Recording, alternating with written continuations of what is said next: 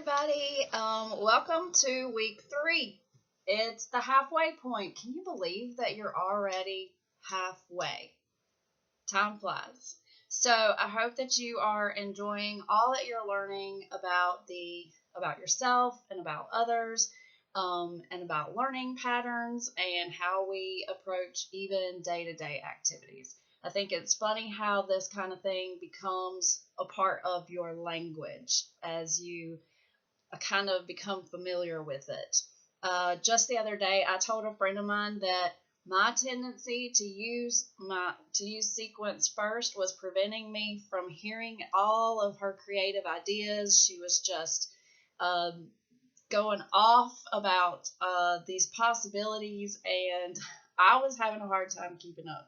So obviously, her confluence was showing, but she was kind of asking me what I meant, and it gave me an opportunity to explain it. And now she's actually using it with some kids that she works with on a daily basis. So I think that's kind of funny. You never know how far reaching these learning patterns are going to be in your life. So speaking of learning patterns, I hope you're watching the videos each week and in preparation for the chapter. One thing that I really appreciate about Dr. Johnson is that she's really down to earth. And I think she gives a great overview and gives us kind of a focus for the chapter and tips on how to approach it. You'll see me glancing down. I'm making sure I'm telling you everything on my to-do list. That's my sequence and precision, of course. I'm attaching a YouTube video that kind of is really interesting. It talks about our fast thinking brain versus our slow thinking brain. And as you read your textbook for week 3, you'll understand that tasks like working on your college degree, that kind of needs to tap into your slow thinking brain because it's a long-term thing. And lots of times we are in the world that we live in, we are so accustomed to using our fast thinking brain kind of as our default.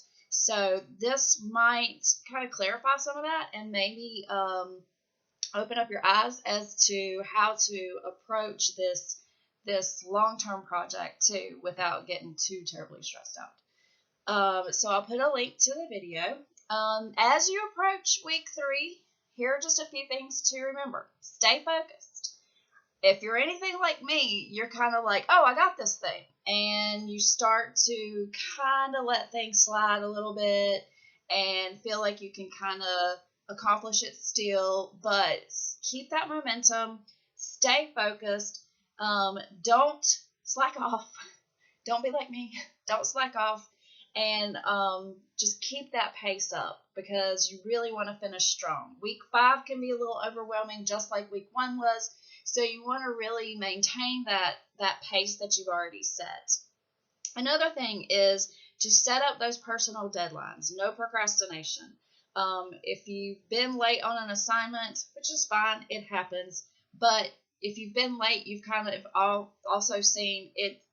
You have to kind of hurry to catch up. We move at such a fast pace with 5 weeks that getting too far behind is a real killer. My mentor teacher used to say procrastination is a killer, and that's one thing that I kind of have taken with me. Just think about it this way. It kills your drive. It kills your mood because you end up doing something that you didn't really want to do instead of doing something that you wanted to. And it can end up killing your grades. So don't fall victim to procrastination. Use your own words and ideas, not those of others when you write. It's okay if you want to quote certain segments from the textbook or from somebody else. Just make sure you're doing it appropriately. And enjoy these moments too. It's really easy to get caught up in the deadlines and the assignments and everything, but really truly experience what you're doing because that will make the learning more meaningful. If you just get up in a list of to-dos, then the journey is forgotten. And remember, it's not just a destination, not just a degree, but it's a whole process and a whole journey that you really want to enjoy. So enjoy that time. And don't forget, questions are always welcome. They're not a sign of weakness. I love questions. So feel free to put them on the Ask Your Instructor board or shoot me an email if you find yourself kind of in a place where you need some clarification. That's fine. Don't forget, especially at this point in your in the process, celebrate the accomplishments that you've had, because you've had a lot of accomplishments, especially to get this far. So pat yourself on the back, have an extra chocolate chip cookie, something like that, to celebrate your accomplishments. So you have 2 discussions this week. Make sure you note that. That's a little different. So that kind of kicks it into a little higher gear. And you'll need to also respond to 2 peers within each of those discussions. So that's a total of 4 responses. A lot of you are already doing more than just the minimal 2, and that's great.